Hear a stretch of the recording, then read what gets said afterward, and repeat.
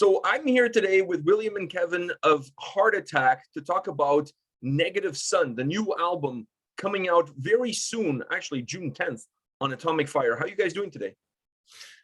Very fine. Very fine. And you? We're doing great. I'm doing absolutely fabulous. I have you guys here talking about this record, a record that I really enjoyed, and a record that actually made me ask the question, why aren't you guys more famous than what you currently are? Because this shit kills. Because we are French. So you're taking all the fans, is that what's happening?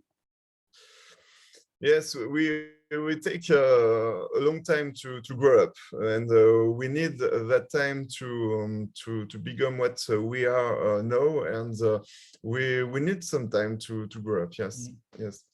That's right. I have nothing to say more. So let's go a little bit back before this album even started, and that's my question for you guys. What's the starting point when the time comes to write a new album? The starting point is when we have finished a tour and we need to play new songs, and we need to be together in the studio, to the home studio, to release some emotion, some idea to play together. So as simple as that. And for this album, we were on the lockdown, the first lockdown of the pandemic, and we were very, very, very sad with the lockdown, and we needed to. There was a lot of anxiety, and we needed to release our frustration and our anger with something, and this something was the album. We played guitar, we played riffing, and this is why this album is very dark and aggressive. Definitely dark and aggressive, and I think that's a good sound for you guys, because the album absolutely slaps from start to finish.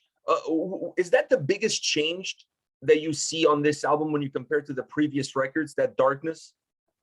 Yes, yes, this album is very dark and with a lot of relief, because we wrote it on a dark period, on a difficult period, and this is a big difference with the two albums we wrote before. The first and the second are very, very positive. The Resilience, the last album, was talking about the rise up of the people after a traumatism, a physical traumatism or a psychological traumatism. We were on the attack, the terrorism attack in the south of France, in Nice, and the Bataclan. And at that time, we needed to be positive, and we needed to write something positive. So yes, the album before was very positive, and this album is very, very, very negative, with a lot of anger and darkness. And no, it's not the only thing that is different. The second thing, and the more important for us, is that we enjoyed a lot to compose this album. And we were not in an idea to compose a thrash metal album, and we were in spirits to compose what we love, and what we love is a lot of influences, like pop rock, like rock 70s, like metal, like thrash metal, like death metal, like black metal, like jazz. And in this album, you can see all our influences. This is for me the most important difference for Negative Sun and the Resilience of the second album. Was this a more challenging album than the previous two? I think yes, because we were what's the word, habitué. We were used to write. Like Kevin said earlier, positive stuff, and the mood at that time was not the same, and I think it really helped us writing this kind of stuff a lot darker than usual. Yes, but we don't ask a lot of question when we write an album. We just play what we want to play. There is no stressful. There is no pressure. We just want to enjoy together the right processing of the album. So we don't have. We don't have a goal. We don't have a target when we write an album. We just want to enjoy yourself. It's actually funny that you say that, because that was going to be my next question, is if you guys set up goals, if you have targets that you want to hit. So if you don't have those and the albums become a little bit more organic because you're writing what feels right for you at that time, do you worry about a sense of continuation through the record, or the theme still stays the same? It's just the mood overall that's changing. On this album particularly, we wanted to have an overall theme over all the components of the album, as well as artwork, music, lyrics, and even visual. They are all linked in the theme of the album. Yes, the album is about the darkness, like we said, hidden deep inside each human being, that reveals itself in moments of adversity to create chaos. So all the album is based on that. You have the cover, you have the sound, you have the artwork, the music, and we wrote this album on the first lockdown. So all the team is about that. I'm not here to tell you what to do, but I think you guys need to stay with this darkness, because it was marvelous. The record is just like for such a dark album, it's such a fun album to listen to, because it's so enjoyable. You can connect with it as a listener. You stay connected with it. You guys don't really do two songs that sound the same. Like, the album has a lot of diversity in it, which makes for a very interesting listening experience, both musically and vocally. There's a lot to extract from this album. And I felt like one of the great components of the record was the track listing. You guys had a really well placed track order that gave me a sense of of always connecting the pieces, always giving me a little bit, helping one song fill into the next. And therefore, how much time do you guys spend on the track listing? Is that something that's important to you? Yes, it's very important for us, and I just want to say that if we have diversity on this album, I think it is because we spend time to compose the album, and each period is a song in our life. And one day we are influenced by Supertramp or Genesis. One day we are influenced by Behemoth, and this is for that we love to spend time, to have our time to compose. And sometimes journalists tell us that we spend 4 years to compose an album, but for me it's a good point, because like you say, there is a diversity between all the songs. And for the track list, we love to think about it, to take time to think about it, to find the better balance we can have with the aggressive titles, the melodic titles, the rock and roll titles, and we love to have a lot of relief on the album. I want to talk a little bit about the vocals. Are you influenced when it comes to the vocal style, the vocal approach? Are you influenced by the lyrical content, or does the vocal approach influence the lyrics that you write then for the songs? Like, what comes first? Yes, the music comes first every time. So the riffing, the drum parts, and the vocals line come on the first. And after, with the color of the song, we decide about a theme. And this is the songwriter. This is the man who writes the lyrics. That's right. You know what? That's going to be my next question. Was there going to be a solo effort, or is it a team effort? Turns out it's a solo effort. So how do you approach the lyrics, knowing that you have the guy next to you that's going to have to sing those lyrics? Do you think about his voice? Do you think about his approach? How does it work in your mind?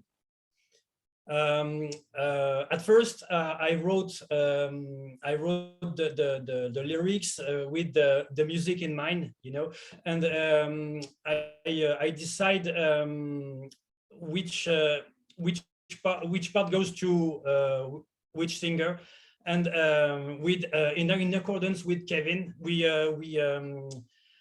concert each other a lot during this process, and we come to we have a finished product like that. Yes, he sing a lot on the album too. Yes, he's the man who sing all the growl parts,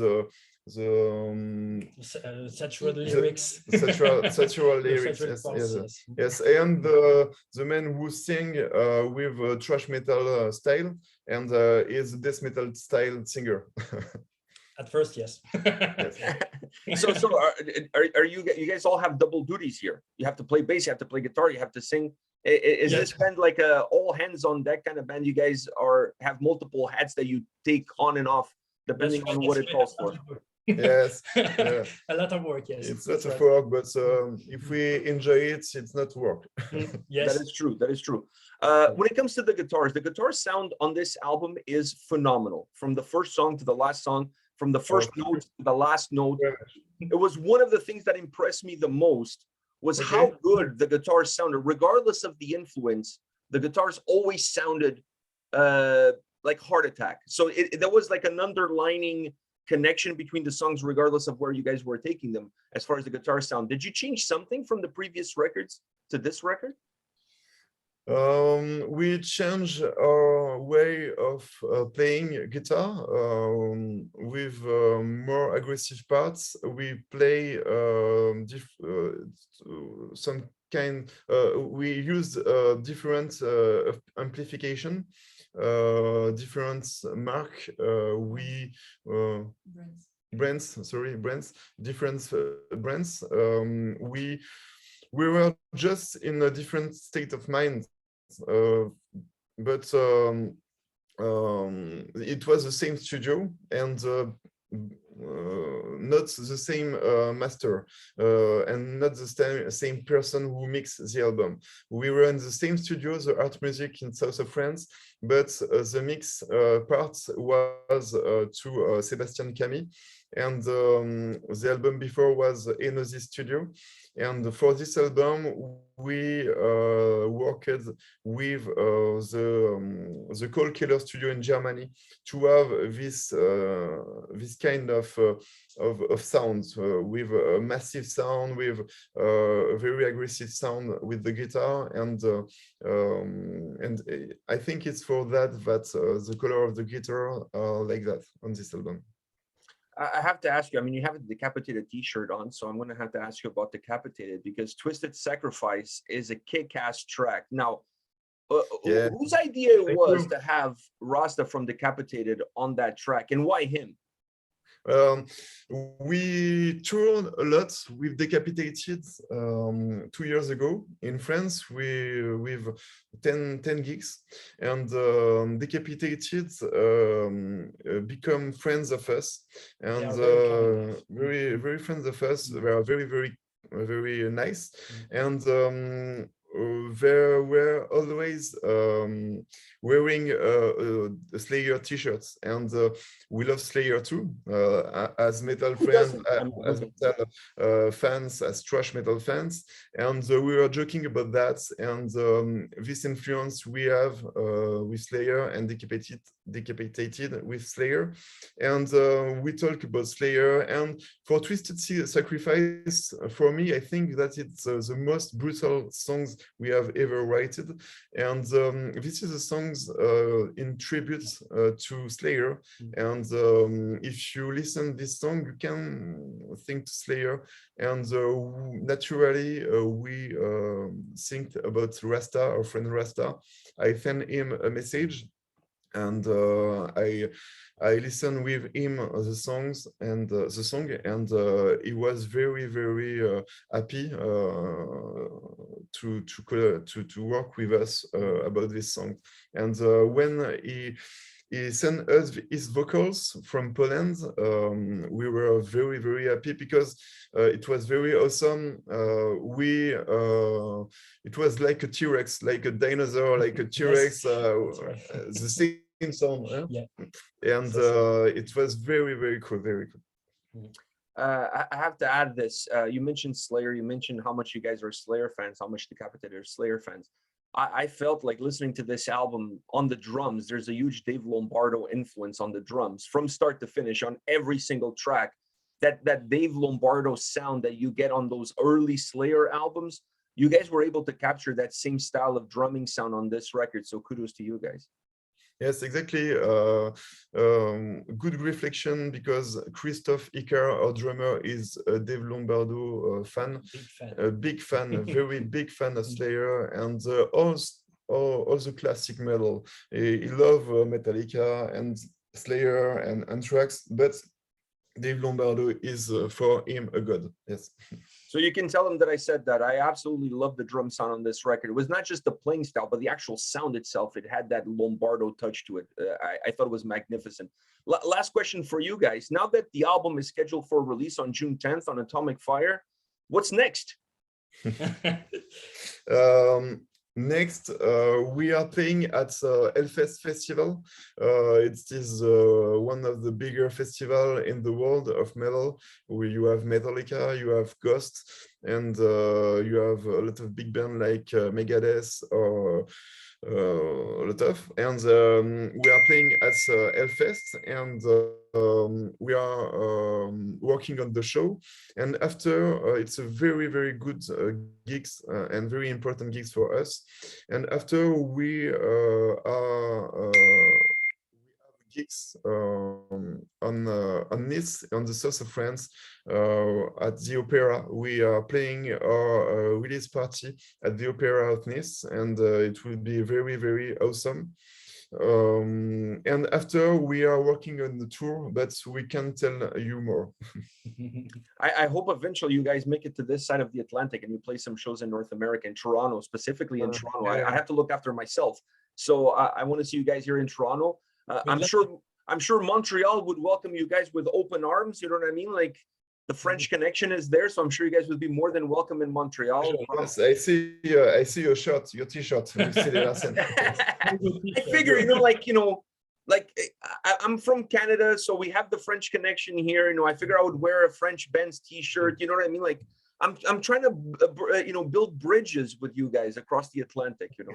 Thank you. We'd love to cross that to go play it in Canada and the US. Yeah. Oh, it would be absolutely amazing. I think you guys have a great sound.